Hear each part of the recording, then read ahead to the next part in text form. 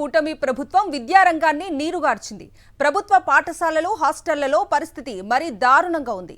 కుళ్లిపోయిన కూరగాయలతో వంట చేసి వడ్డిస్తూ ఉన్నారు. ఉదయం చేసిన రసం రాత్రి సాంబార్లోకి కలిపి వడ్డిస్తున్నారు. మధ్యాహ్నం అన్నం రాత్రికి వడ్డిస్తున్నారు.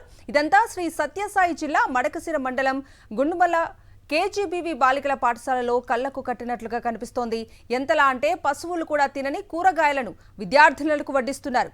కూరగాయల్లో ఎలుకలు తిరుగుతున్నాయి. కూటమి ప్రభుత్వంలో ప్రభుత్వ హాస్టళ్లలో విద్యార్థుల పరిస్థితి ఎలా ఉంది అనేది టీడీపీ ఎమ్మెల్యేనే బయటపెట్టారు. పశువులు తినని కూరగాయలను పిల్లలకు పెడుతున్న వైనాన్ని మడకశిర ఎమ్మెల్యే ఎంఎస్ రాజు స్వయంగా పరిశీలించారు. సిబ్బందిని ఆరా తీయగా ఇలాంటి కూరగాయలే పెడుతున్నట్లు ఒప్పుకున్నారు. 250 మంది విద్యార్థులకు కేవలం 2 స్నాన గదులే ఉండటం, ఒక విద్యార్థి స్నానం చేయాలంటే 4 రోజులు పడుతుంది అంటూ విద్యార్థులు చెప్పటం కూటమి పాలనకు అద్దం పట్టింది.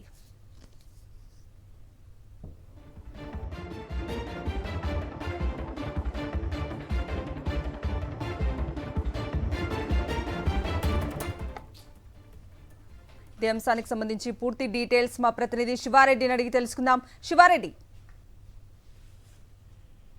ప్రభుత్వ వసతి గృహాల్లో అదేవిధంగా విద్యా సంస్థలకు అనుబంధంగా ఉన్న వసతి గృహాల్లో ఎట్లాంటి సమస్యలు ఉన్నాయని దానిపైన పూర్తి స్థాయిలో అనేక విమర్శలు చాలా కాలంగా వినిపిస్తూ వస్తున్నాయి. అయితే ఇప్పుడు సాక్షాత్తు శ్రీ సత్యసాయి జిల్లా మడకశిర టీడీపీ ఎమ్మెల్యే ఎంఎస్ రాజు విజిట్ లో కూడా ఇదే విషయం బయటపడింది. ఎందుకంటే గుండుమలలోని కేజీబీవీ పాఠశాలను అదేవిధంగా వసతి గృహాన్ని ఆయన పరిశీలించారు. అయితే అక్కడ సమస్యలు అపరిశుభ్ర వాతావరణం పూర్తి స్థాయిలో నెలకొన్న వైనం ప్రత్యక్షంగా చూడాల్సిన పరిస్థితి కనిపిస్తుంది. ఎందుకంటే తమకు నాణ్యమైన భోజనం పెట్టట్లేదు, అదేవిధంగా కుళ్ళిపోయిన కాయగూరలు అందులో వేస్తూ ఉన్నారు.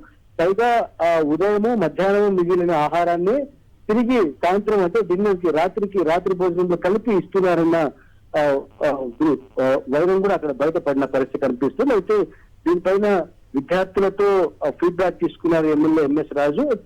దీనికి తోడు అనేక సమస్యల్ని విద్యార్థులు చెప్పడం జరిగింది. ఎందుకంటే 200 మంది ఉన్న విద్యార్థులకు 2 వాష్రూమ్స్ ఉన్నాయి, బాత్రూమ్ లో ఉన్నాయి. దీనివల్ల చాలా ఇబ్బంది పడుతున్నామని చెప్తున్నారు.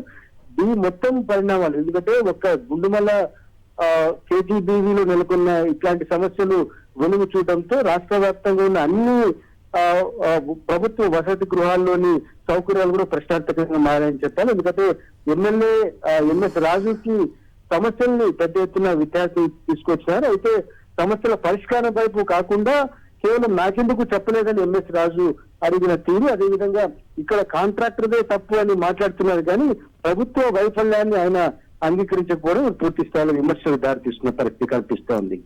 Right Siva Reddy, thank you.